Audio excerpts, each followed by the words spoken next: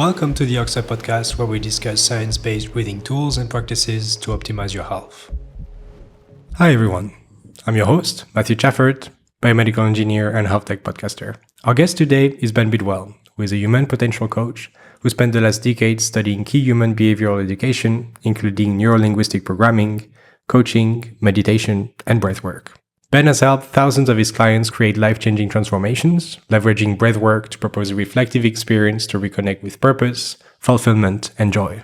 In this conversation, Ben touches on his personal journey towards emotional intelligence and how breathwork helped him reconnect with his emotions and open up to them. He shares how the breath can quiet the mind, allowing for a deeper connection to our emotions without being judgmental about them. We talk about ways to foster conscious breathing, combining meditation with simple breathing patterns, and how this can help us, clear our minds and take us out of our heads. By the end of this episode, you will know which breathing techniques you can use to bring your mind at peace and reconnect with your emotions.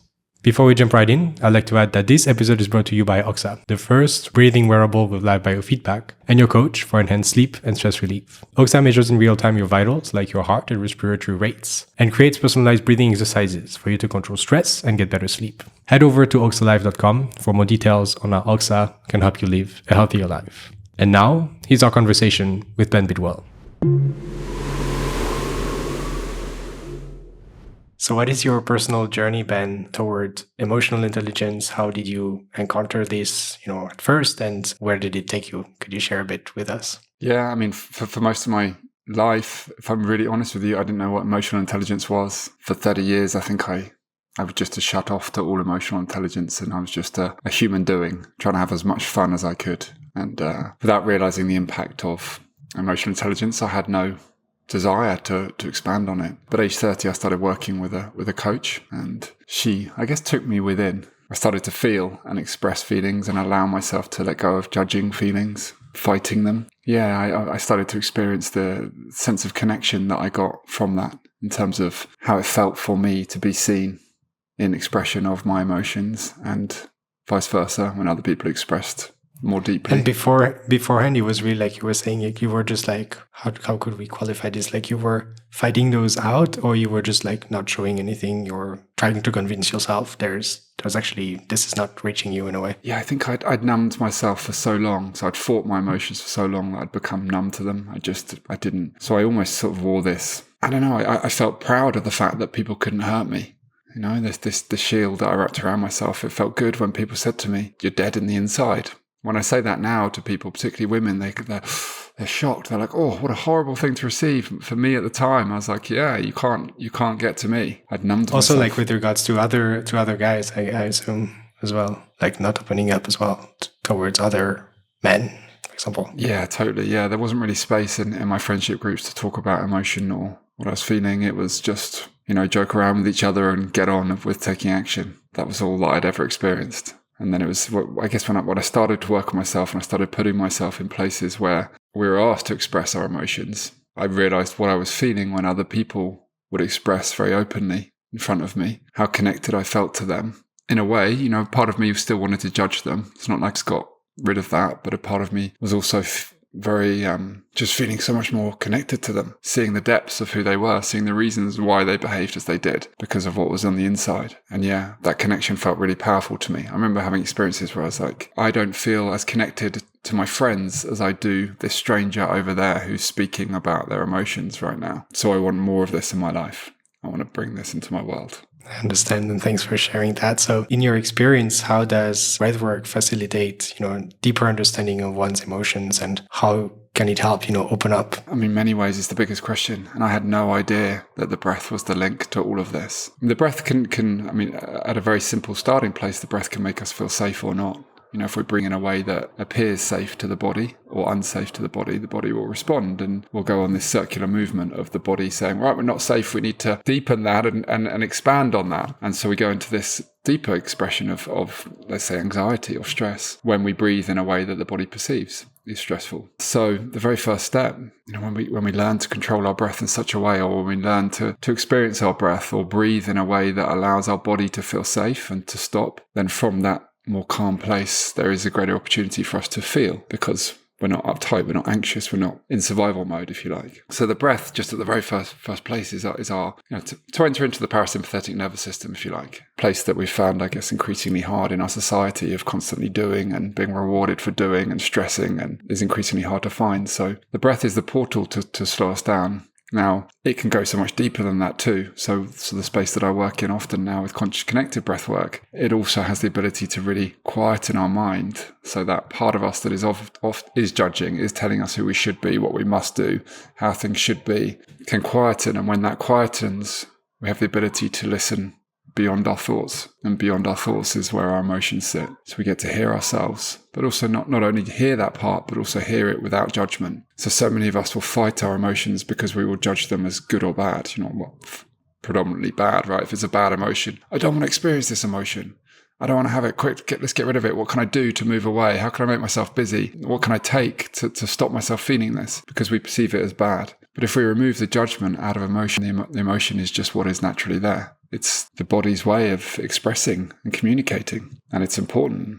And if sadness isn't perceived as sad, and I've had these experiences, then actually it's really nice to sit with the sadness, because it's what's inside of us. We're aligned when we're actually allowing ourselves to listen and to express that sadness. That for me is freedom, being able to express what it is that I'm truly feeling. And so when we can use the breath to quieten our mind, quieten our judgments, and allow ourselves just to be with our emotion, for me, it's a much greater level of freedom in allowing ourselves to express what actually we're feeling inside of our body. And can you explain a bit, like you touched on the parasympathetic system, how we are able to basically, trigger it to bring us to a place where, we are able to contemplate those feelings and be, relaxed, not judgmental, as you phrased it. Yeah, could you explain us a bit how this works in the body? Yeah, in a really simple form. I guess the body is a highly sophisticated mechanism, right? If you put us in a dangerous situation, and stereotypically we'd put that back in the old days to being, by a dangerous animal that might attack us, then our breath is the first thing to change. We will breathe in a way that ignites our body into a fight or flight response, so that we are primed to escape, to run, or to move away from the threat. We operate in that way now. I think there's even such a term as something like email apnea or something like that there's even kind of... People stop breathing. We stop breathing as we're reading an email,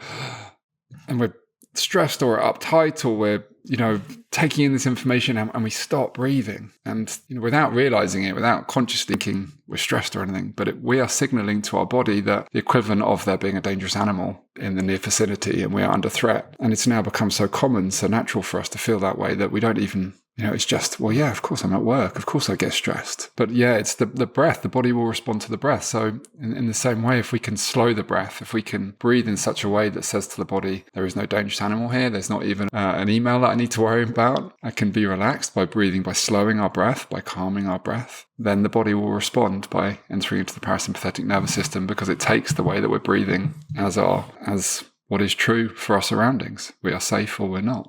I had two questions in mind, but one of them went away. But I was about to say, could you share, a story with us where, breathwork in particular helped you navigate a particularly tricky, challenging emotional situation? Yeah. So what I would say for me, and going deeper into this, so not so much about the regular use of breathwork, which is a very valuable tool, but for me, the biggest challenge that I faced was this sense of being numb. I've just felt like I was existing, but I didn't feel like I was alive. I felt like there was so much more to my life that was untapped. And breathwork was a tool that helped me feel alive again on the inside. There was emotion there. There was a real sense of, I'm feeling.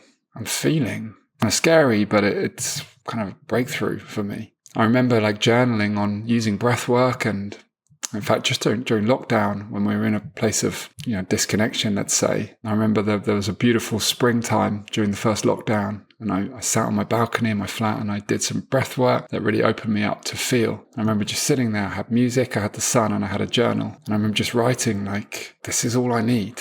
And of course, I need food and water and oxygen and other things. But right now, the ability in life to be able to feel, to listen to music, to feel the sun on my body, and just to be in tune with myself is such a beautiful thing and such a foreign thing. Something I hadn't really, that's why perhaps it felt so good, because it was so foreign to me, but was just so beautiful. And so for me, the real kind of deeper aspect of what breathwork has helped me with is really feeling and becoming alive on the inside in a world that I think teaches us to be numb and to play it safe. I think it's interesting because the example you mentioned with the email apnea, it's almost like there's an injunction where work needs to be stressful and people auto-generate or accentuate potentially like the stress they're exposed to in, at work or in other situations of life. So yeah, I think it's a compelling example, and I think a lot of people will resonate with it. I guess beforehand you worked you were working in the industry and now you shifted and now you're a proper, breathwork coach and personal, trainer. What was it,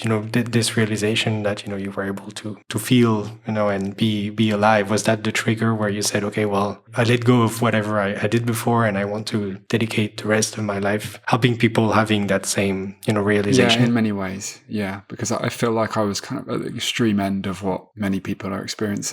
And maybe not even that extreme, but I had numbed myself. I disconnected. I struggled in relationships because there just wasn't a real deep sense of connection. I didn't feel purposeful. I just felt like I was ticking boxes, as a rough sense of feeling stuck. And I think, and I see so many people in that space, having moved from that space into a more, what I call deeply fulfilling, more alive, internally alive space. I can see so many people going through this world, or their experience of life, just in this place of feeling stuck and uninspired and unfulfilled and chasing moments of happiness. And I just thought to myself, well, if I can change, if I can come to this place, well, someone who was called dead inside, someone who's called emotionally retarded, all these words that I remember distinctly being, and wearing them as a badge of honor, by the way, being kind of proud of them, not taking them as a bad thing. I remember thinking, if I can move from that place to where I am now, where I want to express, I want to connect, then anyone can change. Anyone else can do this. I was my own kind of evidence of what's possible. And so I reached a point where I was like, I really want to be helping other people in this space. And breath became a really important part of that tool, or that my tool set to help people do that. You mentioned connections, and I would be curious to understand and to have your perspective on, how having developed that emotional intelligence influenced or, changed your relationships with others and your connections with others. Yeah, so I used to experience connection through kind of being similar to someone, talking about the same kind of hobbies that we had or same interests that we had, and it allowed us to bond on a certain level. Then I started going to some personal development experiences where people would not be talking about kind of gossip, news, sport, hobbies, their interests. They would be talking about what was alive for them on the inside. And yeah, in those moments, I felt a sense of connection. Like I said, I saw them. I keep coming back to that expression. I could see them beneath. I could see into their heart.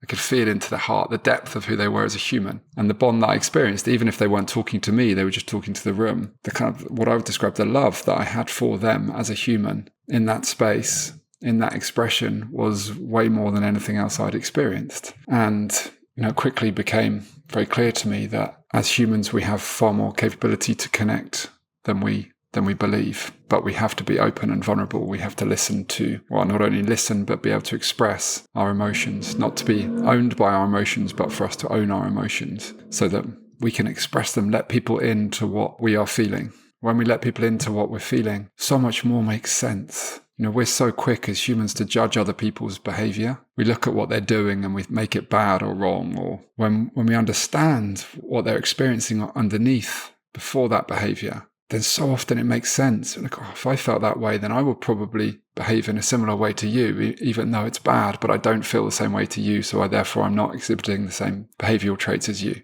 I can't help but I think it's such a powerful example, but we had the Will Smith, Chris Rock ordeal 2 years ago or something like that. Do you remember at one of the big award ceremonies? And Chris Rock was, teasing's not the right word, but, kind of saying, to Will Smith's partner. Will Smith, and Will Smith got up and slapped him. Not okay. It's never okay to display those behavioral traits, violence. Yeah, absolutely. violence. However, what I would say is prior to that award ceremony, Will Smith had recently released his book. And within that book, his autobiography, he talks about his experience as a child in watching his dad physically abuse his mum and how he didn't intervene or wasn't able to protect his mum in any capacity. And in this book, written before this ceremony, This happened, talked about how all the things that he achieves in his world amazing things, there's still a deep pain within him that he went through that experience and he was never able to protect his mum. Now, I'm still not saying it's okay how he behaved in reaction to Chris Rock's jokes. However, underneath his behavior was this deep fire, this burning emotion of something that he'd never been able to rectify, and his passion to protect his partner, the person closest to him, the one that he was perhaps feeling not his duty to protect, but maybe his duty to protect. I don't know. I don't want to put words into his mouth. It depends how you perceive that. But to look after the person that you love, it was burning strong to such a degree that he got up and did what he did. So for me, like to use that example, when we understand what's underneath their behavior, it just allows us to connect, to see them as a human being in a much greater, deeper light. There's much less judgment, far more compassion. I think anyone who's aware of Will Smith's experience there, maybe not making his behavior okay, they might still go, okay, there is good reason behind that burning desire. He wanted to protect his mum, and it makes us more human together. Because that's Will Smith's story. But I have my stories, my wounds, where if I'm poked, I will react in a way that someone else will look at and go, why is Ben behaving that way? Because they haven't been through the experience that I've been through that leads me to feel that pain and want to be passionate in my response. Just like they've got theirs. We all have our ways. And I just think as humans, we're so quick to judge our behavior and so slow to be able to look at what's driving the behavior. And when we look at ways to be able to bring that alive, the breath is perhaps the first central base for us all to be able to stop and feel and see beneath the surface. I'm curious to understand, when you have people coming to you that want to get on that journey, how do you accompany them? Because I think, and we've talked about it, it's uncomfortable at the beginning to put people in such situations, or I imagine that you don't tell them, let's do that exercise and then you will see how it feels and then you will understand. What are the different steps and how do you, introduce them to breathwork, and what are some of the methods that you use? Yeah, so it is very individual, each experience. So for me, it happens through connecting with the individual, understanding where they're at and what their needs are, because everyone is different. And if I can really feel someone is grounded, they're open, then I feel safe to take them more deep. To give them a deeper experience. If I feel that they are carrying anxiety, they are carrying uncertainty, then the experience becomes more about creating a sense of safety and stillness so that they can at least take a step back from maybe the sense of panic or stress that they're experiencing that time. And that, enough of those experiences of being able to create safety then allows them to then in time go deeper. But it is a case of, breathwork can be very provocative into our emotions. And if we enter into the wrong type of breathwork in an anxious state, then it can enhance that experience of anxiety, which is the opposite of what we're trying to do. So it is always an individual experience. The challenge in groups is obviously you have to work to, a generic rhythm, but experience. You can't individually tailor it to each person. So from that place, my quest is always to make sure that everyone knows that they are in control of the experience and that I am here to guide them and to give them an opportunity, if they want to go deeper. However, this is the way that they can control their experience. And if it feels uncomfortable for them or it doesn't feel right for them, then these are the tools for them to be able to slow it down and to go into a more calm, still space. And if they feel good and they want to go deeper, then these are the ways that we can take it a little deeper and to really empower them to be in control and make sure they have that awareness during the experience. If we were to share maybe one technique or one method that people can, try at home just to get a sense of how, of that experience, what breathing technique or practice would you suggest? Like a simple one? I'm always I kind of shy away from the simplest of techniques because I kind of feel they're so simple and I see them everywhere on the internet now, the different ways of breathing. So I love, for me, I don't want to take move away from your question, but I will give one example that they say that there's so much research coming out now that many of the benefits that we're aware of around meditation are actually because of the fact that we're breathing more consciously as we meditate. And it's not so much the meditation that's the benefit, but the fact that we're breathing more consciously. Exactly. So research is really supporting that. The breath at such a simple level, just being conscious of our breathing, looking at the basic mechanics of how we should breathe, breathing into the stomach, breathing through the nose, breathing slowly and expanding our ribs rather than expanding our chest and not lifting our shoulders as we breathe, but breathing more laterally. These are the basic. If for anyone who's never done that, that is the starting place for us all to just look at how we are meant to breathe. As humans, we haven't evolved to breathe through the mouth. or not meant to have evolved, but we have evolved into this place where so many of us, the stats are unbelievable in terms of the amount of people who breathe through their mouth. So just returning at that place. Now, if people feel comfortable with that and they want to go deeper, then the experience is that's where it gets exciting for me, to take people deeper. But that's more, I would want people to work with someone in that guidance. The reason that I would say that just very briefly is because the purpose for me during a deeper breathwork experience is to take people out of their head, to stop them thinking. And if someone is trying to guide themselves into that depth of experience, then they're still staying in their thinking. They're still having to rationally, exactly. It's not going to work. So part of the experience, just like for me, I've never guided myself, ever, just being able to lie back and guide. I've always put something on so I can surrender, let go of any need to control or plan where I'm going, and allow the breath to be taken. Yeah, they're two very sort of distinct opposites in that sense. Learning to consciously breathe in a very correct mechanical way. And then two, if you want to go deeper, then empowering someone to guide you so that you can soften and surrender into that experience. I find it quite fascinating that, this is like, I'm not like an elite sports person, but like I've done tennis, I've done skiing, done other types of activities, or even at school, when you have like a physical activity as a course, breathing is never, no one tells you how to do it, how it relates to the different activities that you have to do. And yeah, that's a bit of a realization, but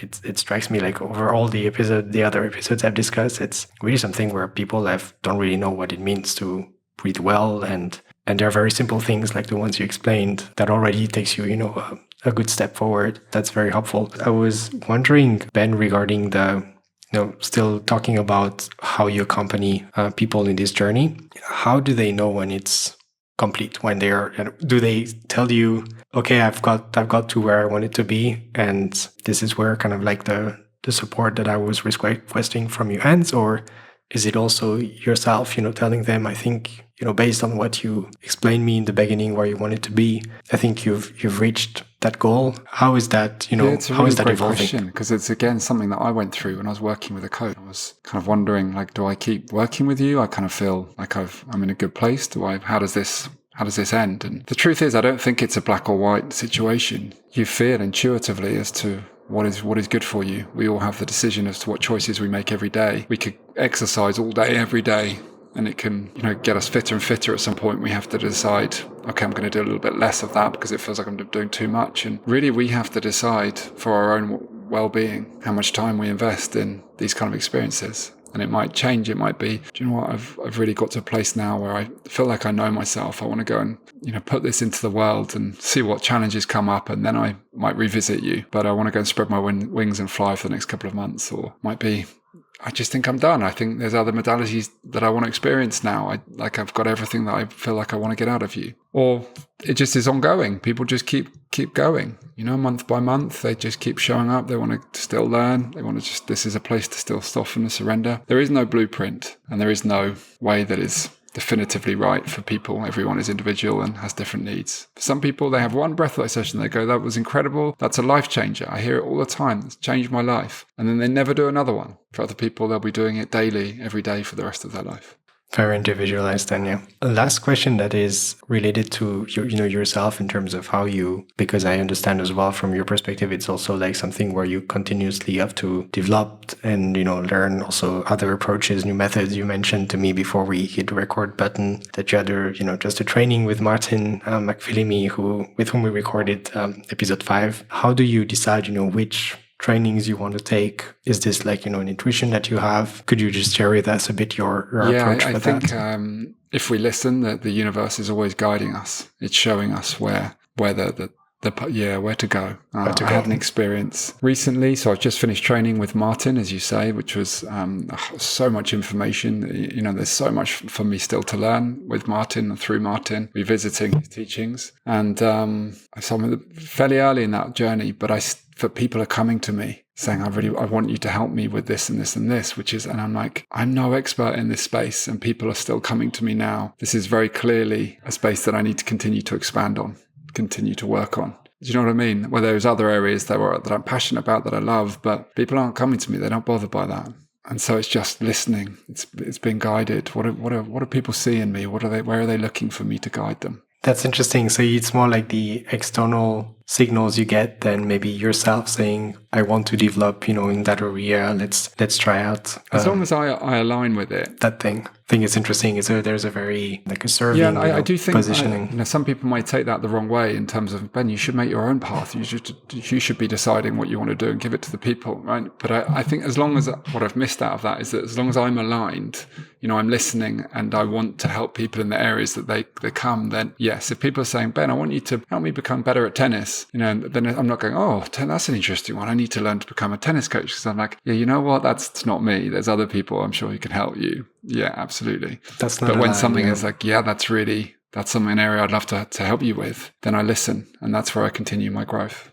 I was just looking at the time, and already covered a lot of grounds, and it's been a very relaxing and enjoyable conversation from my end. I think you also have this very calm voice, and I can understand why people get to you and seek for support to develop that emotional intelligence that we talked about. We have a closing question that we ask every guest on the show so far, and again, it's a bit like asking for one practice, but it's more like yourself daily. What is one breathing practice that you have that you rely on for different different situations, but if there would be one that you would like to share with the audience, which one would it be? I guess can be very simple. I'm going to say two, because they're both used for opposite things, and one is just to slow me down. So I guess I would refer to the 4-7-8 breath, where I'm inhaling for 4, and then I'm holding for 7, and then I'm exhaling through my mouth for 8. And that is just a beautiful rhythmical grounding experience to bring calm. I love calm. I love stillness. So an evening practice, wind down if I can't sleep, if I want to get into bed. And then the other way is just to quicken my breath, much shorter, sharper, inhale, exhale, to bring energy into the body, to move my body with that. I mean, stereotypically, you see people bring their arms up and down, and so up as they, and then out as they exhale. Yeah. So, two very contrasting breaths at both ends of the spectrum, but yeah, one to bring energy in and one to calm would be my sort of simple go-to daily practices. That's perfect. Thank you so much, Ben, for, sharing your wisdom and your expertise as well with us. Very thankful for your time and it's my for pleasure. that conversation. Thank you so much for having me. Thank you for creating the space and for your kind words. I appreciate it. Thank you for listening to our conversation with Ben Bidwell, where we discuss breathing tools to strengthen our emotional intelligence. To learn more about and explore the resources that Ben mentioned, please check out the show notes. If you enjoyed this episode of the Oxa Podcast, subscribe on YouTube or your preferred streaming platform, and give us feedback via email using podcast@oxalife.com or in the comment section. Feel free to also share topic suggestions for the next episodes, as well as guest recommendations. If you know someone who would benefit from today's conversation, please share the episode with this person. As an additional way to support the show, you can leave us a 5-star review on Spotify and Apple Podcasts. It helps us a lot in bringing the podcast forward. Thanks again for listening to today's episode and for your interest in the science of breathing.